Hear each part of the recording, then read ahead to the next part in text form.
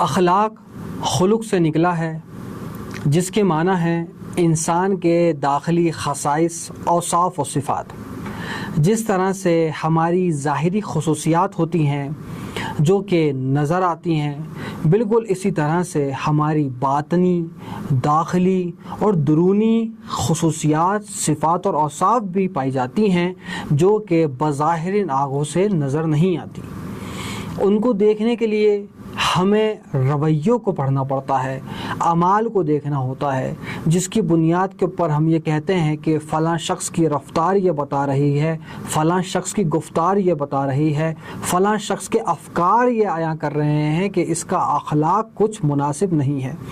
بالکل اس کے برعکس کسی کے اندر بہت اچھی مثبت خصوصیات، اوصاف اور صفات پائی جاتی ہیں تو اس بنیاد پر ہم یہ فیصلہ کرتے ہیں کہ فلاں شخص بہت مثبت اخلاق کا حامل ہے اور اس کا اخلاق بہت اچھا ہے۔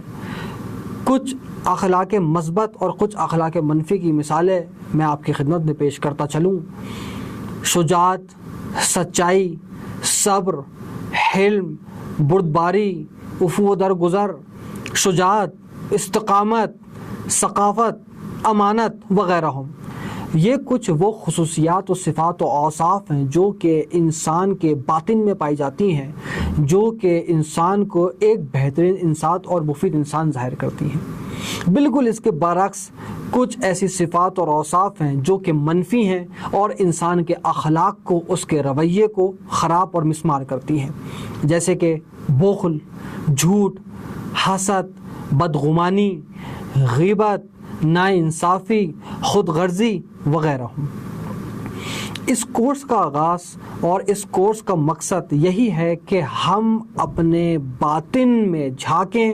اور اپنی اخلاقی صفات اور خصوصیات اور اوصاف پر تدبر و تفکر و تعقل و غور و فکر کرنے کے بعد اس کو مزید صقل کر بہترین انداز کے اندر ابھار کر نکالیں کہ ہم خود اپنے لیے، اپنے خانوادے کے لیے، اپنے عزیز و اقربا، فامیل اور اس دنیا میں رہنے والے ہر فرد اور شخص اور انسان اور ہر وجود کے لیے مفید اور مثبت ثابت ہو سکیں اور اپنا کردار بخوبی اور احسن انداز میں ادا کر سکیں۔ اسی لیے ہم نے اس کورس کا نام رکھا ہے گلستان تربیت، جو کہ شیخ سعدی کی کتاب گلستان سعدی سے ماخوذ ہے۔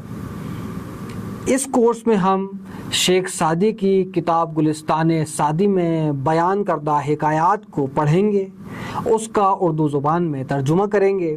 اور پھر اس کے بعد اسٹیپ نمبر 3 جس کے اندر ہم ساتھ مل کر ریفلیکشن کے مرحلے میں داخل ہوں گے اور اس کا کام ہم شروع کریں گے ایک کاغذ اور قلم کے ساتھ۔ سب سے پہلے ہم نے حکایت سعدی کو پڑھا اور پھر ہم نے اس کا ترجمہ کیا اور اس کو سمجھا۔ اس کے بعد میرا اپنا کام شروع ہوگا اور آپ کا اپنا، جو ہے ذاتی محاسبہ، خود احتسابی اور سیلف اکاؤنٹیبلٹی کا۔ ہم خود اپنے آپ کو ریٹ کریں گے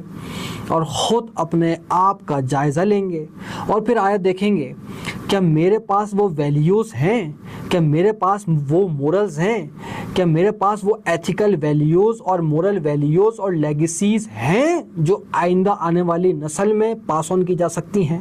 کیا ایسا اقدار میں رکھتا ہوں کہ جس کو میں آگے منتقل کر دوں؟ اگر ہے احسن، اس کو مزید ہم پالش کر کے آگے منتقل کریں، اور اگر نہیں تو یہی اچھا مناسب موقع ہے ریفلیکٹ کرنے کا اور اپنے آپ کو تغیر کرنے کا اور اپنے آپ کو بہتر سے بہترین بنانے کا۔ انشاءاللہ نیکسٹ لیکچر میں جس کے اندر ہم اپنی پہلی حکایت پڑھیں گے اور اس کو سمجھیں گے، آپ سے ملاقات ہوتی ہے۔